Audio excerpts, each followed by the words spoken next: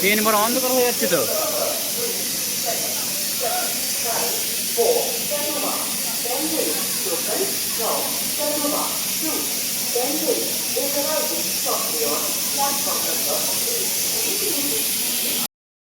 আমরা যাচ্ছিলাম, দেখি ট্রেনটা আসছিল, আসার পরে দেখি দাঁড়িয়ে গেল।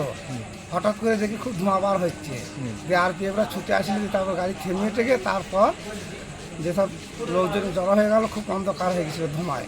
আচ্ছা, আধা ঘন্টা দাঁড়িয়েছিল, থাকার পরে ঠিকঠাক করে তারপর ট্রেন ছাড়া। এটা কোন স্টেশন? এটা সমুদ্রগড় স্টেশন। আর ওই ট্রেনটা কোথায় যাচ্ছিল? ওটা যাচ্ছিল আসাম। কি ট্রেন ওটা? কামরূপ। কামরূপ। দিয়ে এখানে কতক্ষণ দাঁড়িয়ে ছিল? আধা ঘন্টা। দিয়ে এখন ঠিক হলো মোটামুটি? হ্যাঁ, ঠিক হয়েছে। আচ্ছা, আপনার নাম? রফিজুল শেখ। রেলের পুলিশ বা প্রশাসন এসেছিল? হ্যাঁ, এসেছিল।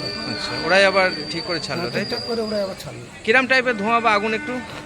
ওটা সাদা টাইপের গ্যাস বার হয়েছিল, পুরো এলাকা অন্ধকার করে দিয়েছে।